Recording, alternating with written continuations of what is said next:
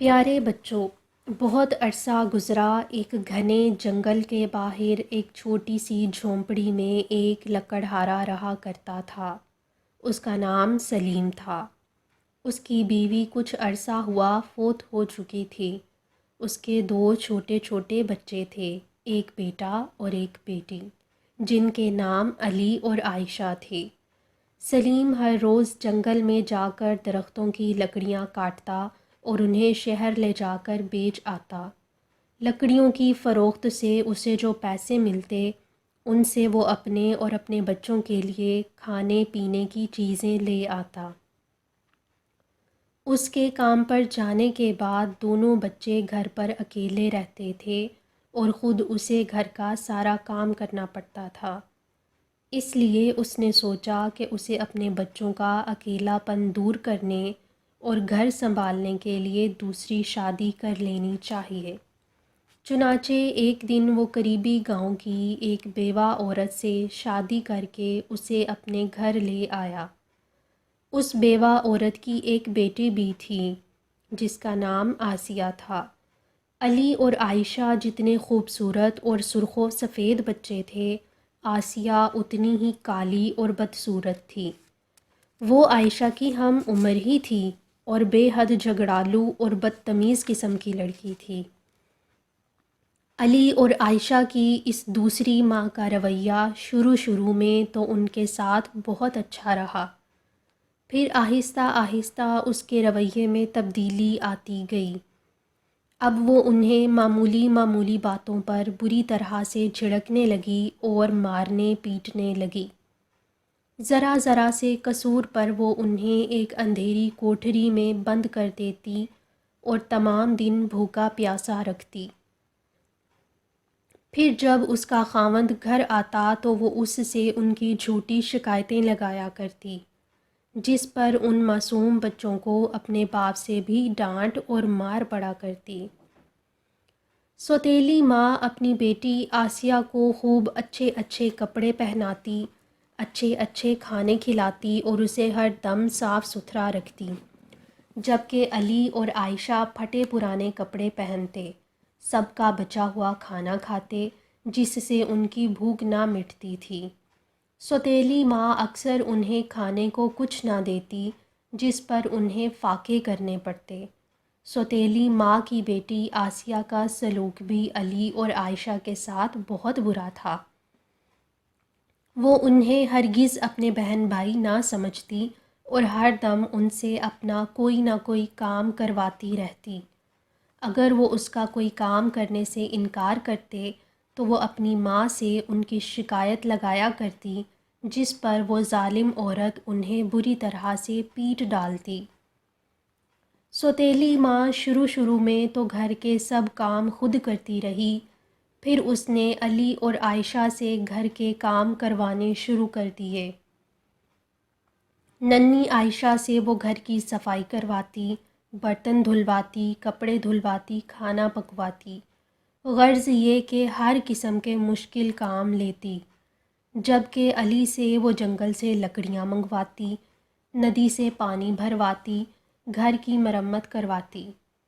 یوں ان دونوں بہن بھائیوں کو ہر دم مصروف رہنا پڑتا، جبکہ سوتیلی ماں اور اس کی بیٹی آسیہ شہزادیاں بنی بیکار بیٹھی رہتیں یا پھر گاؤں میں اپنے رشتہ داروں سے ملنے چلی جاتیں۔ جب سوتیلی ماں اور اس کی بیٹی اپنے رشتہ داروں سے ملنے گاؤں جاتیں تو علی اور عائشہ گھر سے نکل کر ندی کے کنارے آ کر بیٹھ جاتے۔ وہ ندی ان کے گھر سے کچھ فاصلے پر جنگل میں واقع تھی۔ اس کا پاٹ کافی چوڑا اور گہرائی بھی بہت زیادہ تھی۔ اس کا پانی بڑی تیزی سے بہتا تھا اور بہت صاف و شفاف تھا۔ اس کے دونوں کناروں پر ہری بھری گھاس کا فرش بچھا تھا اور چوڑے تنوں والے بلند و بالا درخت اگے تھے، جن کے سائے میں ہر دم ٹھنڈی فرحت بخش ہوا چلا کرتی تھی۔ یہ ندی جنگل کے ایک طرف واقع پہاڑوں سے نکلتی اور جنگل میں سے گزرتی ہوئی دوسری طرف واقع پہاڑی بھول بھلیوں میں جا کر جانے کہاں غائب ہو جاتی تھی۔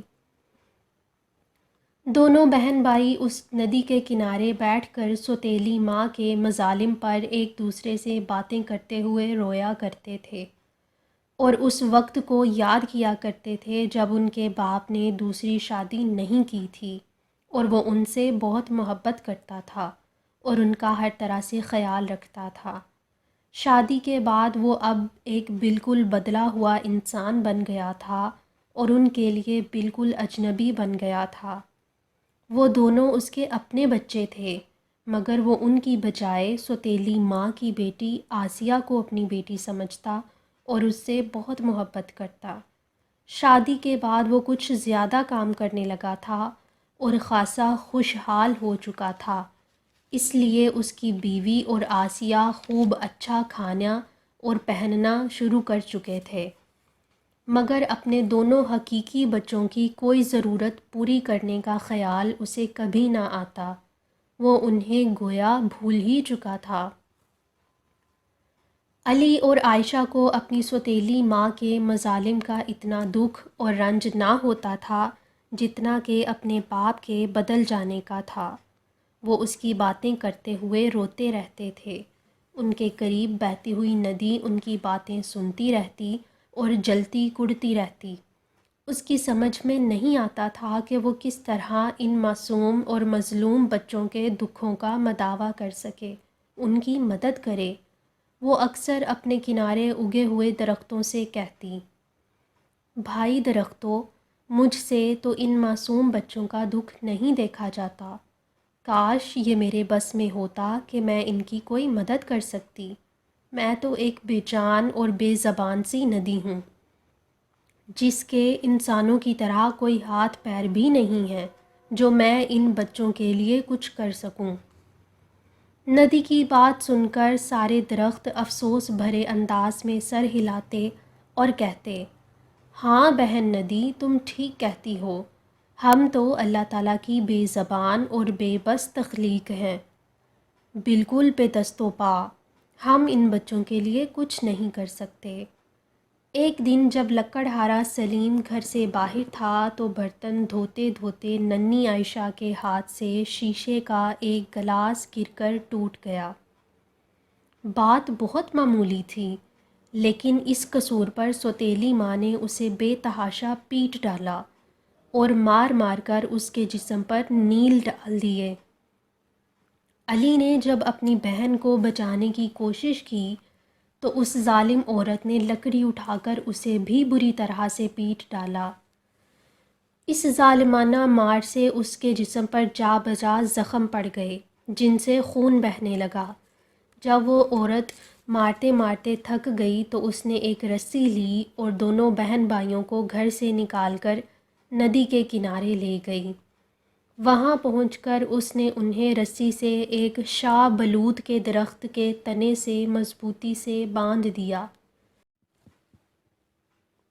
اب یہاں تم دونوں کو کوئی بھی چھڑانے نہیں آئے گا، تم دونوں اسی طرح اس درخت سے بندھے بھوک اور پیاس سے مر جاؤ گے، اس ظالم عورت نے کہا اور وہاں سے چلی گئی۔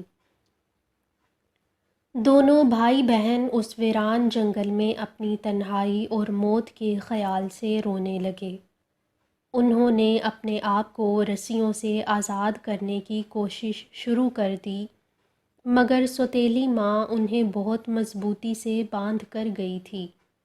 وہ باوجود کوشش کے اپنے آپ کو ذرا سا بھی نہ ہلا سکے۔ ننھی عائشہ رونے لگی، بھائی علی، اب تو ہم ضرور یہاں بھوک پیاس سے مر جائیں گے، وہ ظالم عورت ہمیں بہت مضبوطی سے باندھ کر گئی ہے۔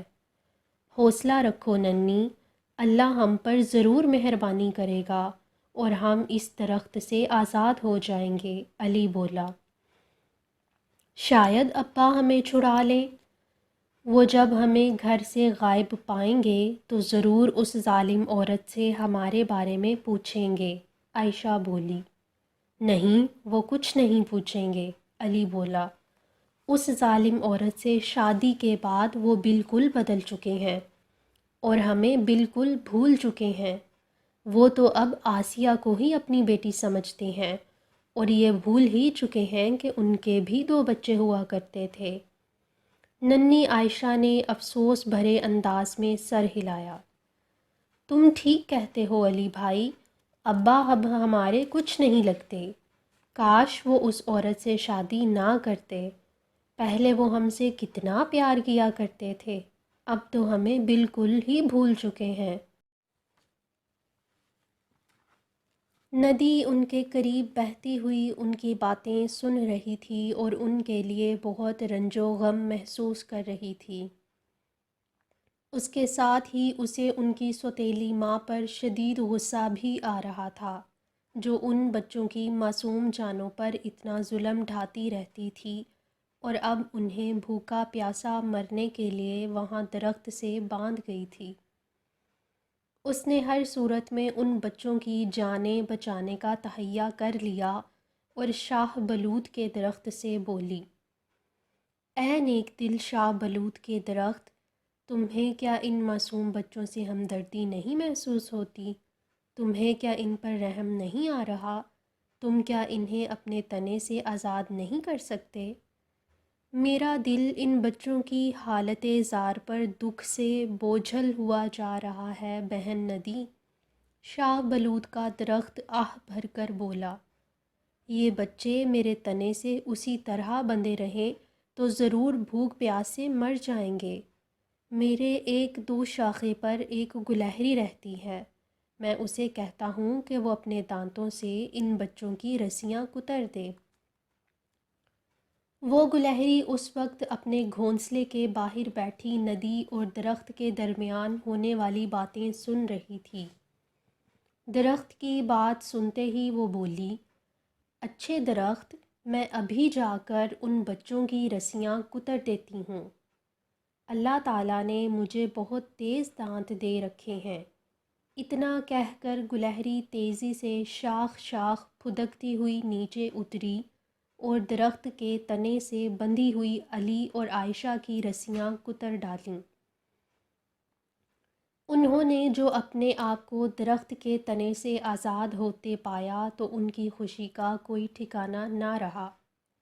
وہ رسیاں اپنے جسم سے جدا کرتے ہوئے ایک دم ایک دوسرے سے لپٹ گئے۔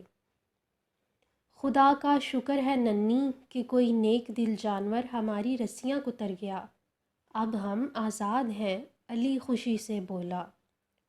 ہاں بھائی علی، اللہ کا لاکھ لاکھ شکر ہے جو اس نے ہمیں ایک بھیانک موت کے منہ میں جانے سے بچا لیا، ننھی عائشہ سکون کا سانس لیتے ہوئے بولی۔ اب ہم کہاں جائیں؟ گھر واپس گئے تو سوتیلی ماں ہمیں مار ہی ڈالے گی، علی فکر مندی سے بولا۔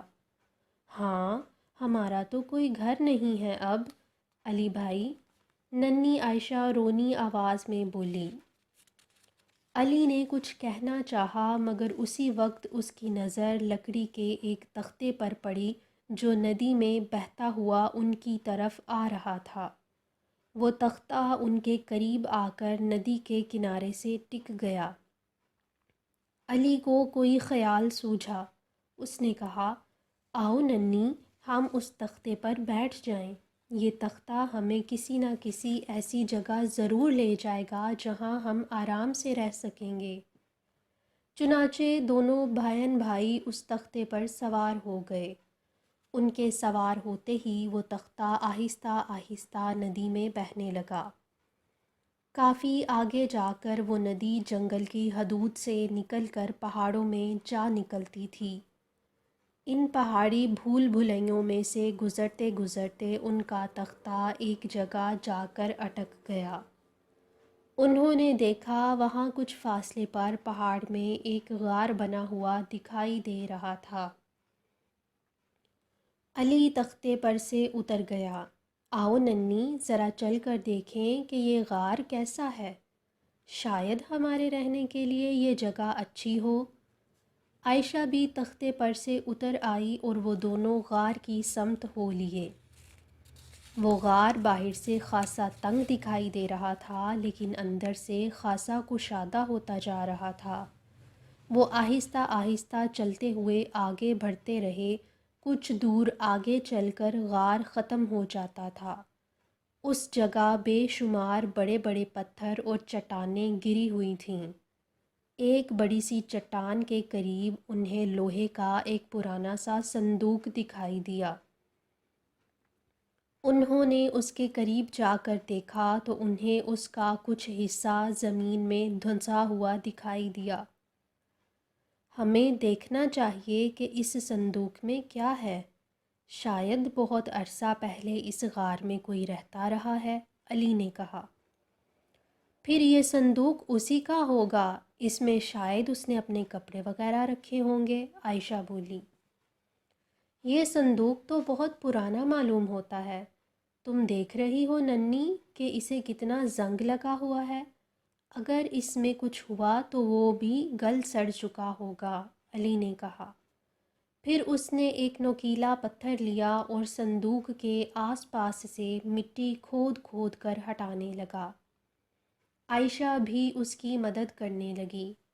پھر جب وہ کافی حد تک صندوق کے آس پاس کھدائی کر چکے تو انہوں نے زور لگا کر صندوق کو زمین سے اکھاڑ لیا۔ انہیں وہ خاصا وزنی معلوم ہوا۔ اب ہمیں اسے کھول کر دیکھنا چاہیے کہ اس کے اندر کیا ہے، عائشہ اشتیاق سے بولی۔ صندوق کا ڈھکن ایک زنگ آلود تالے سے بند تھا۔ علی نے پتھر مار مار کر وہ تالا توڑ دیا۔ پھر جب اس نے ڈھکن اٹھایا تو دونوں بہن بھائیوں کو ایک دم ہی اپنی آنکھیں خیرہ ہوتی ہوئی محسوس ہوئیں۔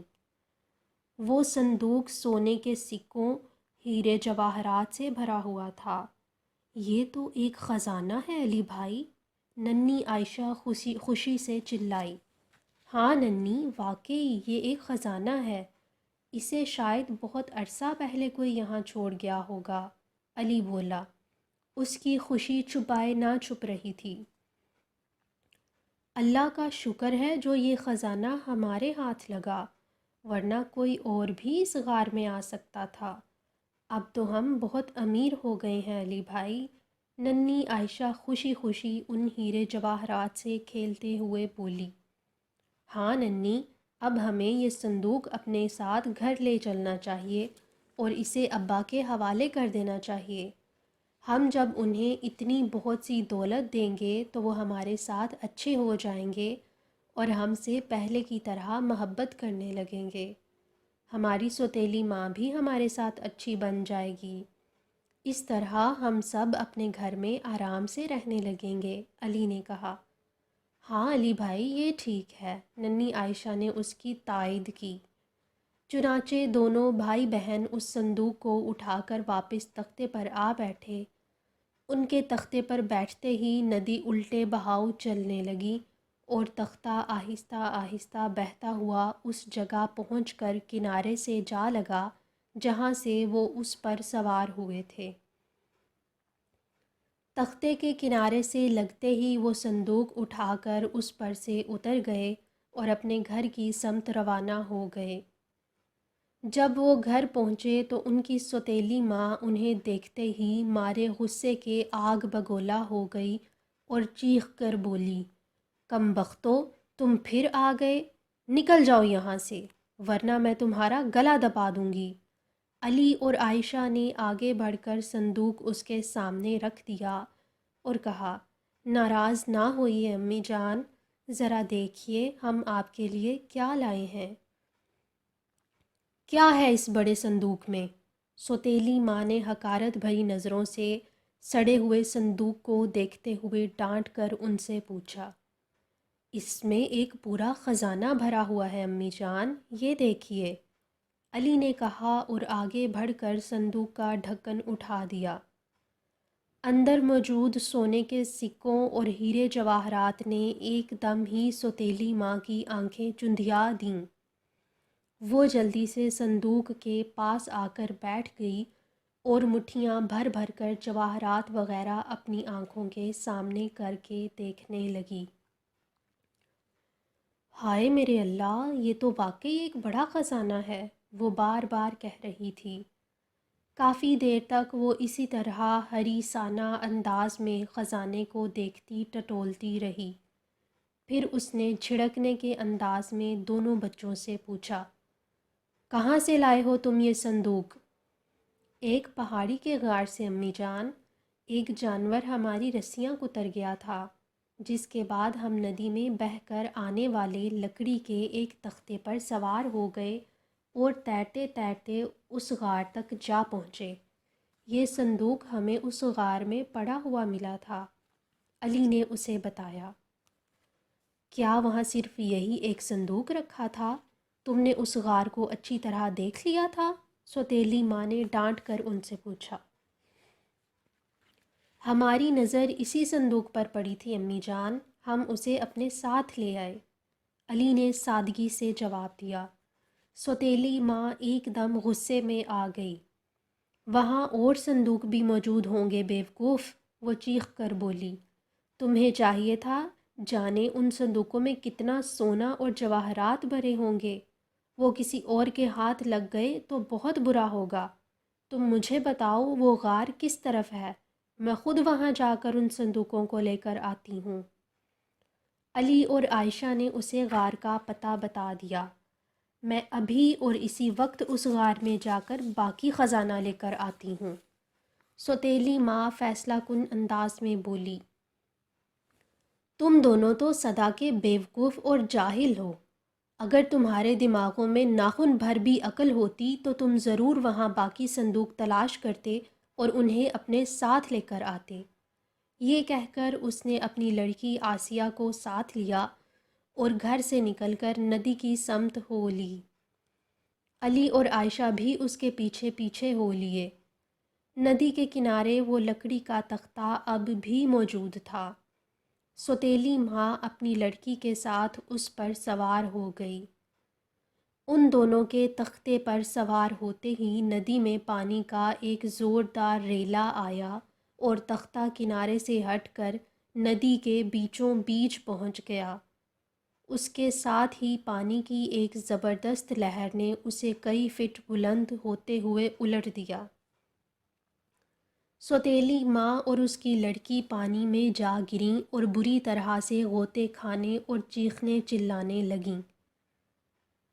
ندی کو بڑے انتظار کے بعد اس ظالم عورت کو سزا دینے کا موقع ہاتھ لگا تھا، اس لیے وہ بہت ناراض تھی اور غصے میں آپے سے باہر ہوئی جا رہی تھی۔ اس نے ان دونوں ماں بیٹی کو اپنی تیز و تند لہروں کے ذریعے خوب غوطے دیے، اپنے بھنوروں میں پھنسا کر خوب چکر دیے، یہاں تک کہ وہ دونوں ہلاک ہو گئیں۔ اس کا بہاؤ معمول پر آتا گیا۔ سوتیلی ماں اور اس کی لڑکی کی لاشیں اس کے پرسکون بہاؤ کے ساتھ تیرتی تیرتی دور پہاڑوں میں جا کر نظروں سے اوجھل ہو گئیں۔ ننھی عائشہ اور علی یہ افسوسناک نظارہ دیکھنے کے بعد بجھے دلوں کے ساتھ گھر واپس آ گئے۔ یہ بہت برا ہوا ہے بھائی علی، کاش ہماری سوتیلی ماں اتنا لالچ نہ کرتی، ننھی عائشہ روتے ہوئے بولی۔ ہاں ننھی، لیکن اللہ کا شکر ہے جو اس ظالم عورت سے ہماری جان ہمیشہ کے لیے چھوٹ گئی، علی بولا۔ ہاں علی بھائی، اللہ کا شکر ہے، اس ظالم عورت نے تو ہمیں مارنے میں کوئی کسر نہیں چھوڑی تھی، بالآخر وہ خود ہی اپنی بیٹی سمیت ہلاک ہو گئی، ننھی عائشہ بولی۔ تھوڑی دیر بعد ان کا باپ سلیم بھی گھر آ گیا۔ اس نے جب اپنی بیوی اور بیٹی کو غائب پایا تو اس نے علی اور عائشہ سے ان کے بارے میں پوچھا، جس پر ان دونوں نے اسے سوتیلی ماں کے انہیں ندی کے کنارے درخت سے باندھ دینے سے لے کر اس کی لڑکی کی ہلاکت تک تمام واقعات سنا ڈالے۔ اسے یہ سب کچھ سن کر دلی رنج پہنچا۔ وہ کافی دیر گم سم بیٹھا رہا، پھر اس نے دونوں بچوں کو سینے سے لگا لیا اور بولا، میرے بچوں، مجھے معاف کر دو، میں اس عورت کی خاطر تم دونوں سے بہت برا سلوک کرتا رہا ہوں اور تم پر بہت ظلم و ستم کیے ہیں۔ اب وہ عورت اپنے مظالم کی سزا پا چکی ہے، اپنی لڑکی سمیت مر چکی ہے۔ اب ہم تینوں پہلے کی طرح اس گھر میں پیار و محبت سے رہیں گے۔ پیارے بچوں، اس کے بعد لکڑہارے سلیم نے اس صندوق کے خزانے کو کام میں لاتے ہوئے اپنی جھونپڑی کی جگہ ایک عالی شان رہائش گاہ تعمیر کروائی اور آس پاس کی بے شمار زمینیں خرید کر وہاں کاشتکاری شروع کر دی اور ایک بہت بڑا زمیندار بن گیا۔ اس نے علی اور عائشہ کو شہر کے بہترین اسکول میں داخل کروا دیا۔ ان کا گھر مسرتوں اور خوشیوں کا گہوارہ تھا۔ سلیم اپنے دونوں بچوں سے بے پناہ محبت کرتا تھا اور ان کا بے حد خیال رکھتا تھا۔ دونوں بچے بھی اس سے محبت کرتے تھے۔ دونوں بہن بھائی فرصت کے وقت اکثر ندی کے کنارے جا کر بیٹھ جاتے تھے اور اس وقت کو یاد کیا کرتے تھے جب ان کی سوتیلی ماں زندہ تھی اور ان پر بے پناہ ظلم کیا کرتی تھی۔ وہ اس واقعے کو بھی یاد کیا کرتے تھے جب ندی میں آنے والے طوفان نے انہیں ہمیشہ ہمیشہ کے لیے اپنی سوتیلی ماں سے نجات دے دی تھی۔ انہیں اس بات پر ہمیشہ حیرت ہوا کرتی تھی کہ اس پرسکون انداز میں بہنے والی ندی میں پہلے کبھی ایسا طوفان نہ آیا تھا تو اس وقت کیوں کر آ گیا جب ان کی سوتیلی ماں اپنی لڑکی کے ساتھ اس غار میں جانے کے لیے تختے پر سوار ہوئی تھی۔ ان کی اس حیرت کا جواب صرف ندی کے پاس تھا، جو ان کے قریب سے بہتی ہوئی ان کی باتیں سنا کرتی تھی۔ وہ بے زبان ندی انہیں کبھی نہیں بتا سکتی تھی کہ وہ ان کی سوتیلی ماں کے مظالم کی وجہ سے ان سے بے پناہ ہمدردی اور محبت محسوس کرنے لگی تھی۔ اسی لیے اس نے اپنے اندر طوفان پیدا کر کے انہیں اپنی سوتیلی ماں اور اس کی لڑکی سے ہمیشہ کے لیے نجات دلا دی تھی۔ اب وہ خوش تھی۔ اس نے ان معصوم بچوں کو ان کی کھوئی ہوئی خوشیاں لوٹا دی تھیں۔ وہ ان کی مسرت بھری باتیں سنتے ہوئے خوشی سے گنگناتی ہوئی ان کے قریب بہتی رہتی تھی۔ اس کے کنارے کھڑے لمبے چوڑے گھنے درخت بھی اس کی اور ان بچوں کی خوشیوں میں خوشی سے جھومتے رہتے تھے۔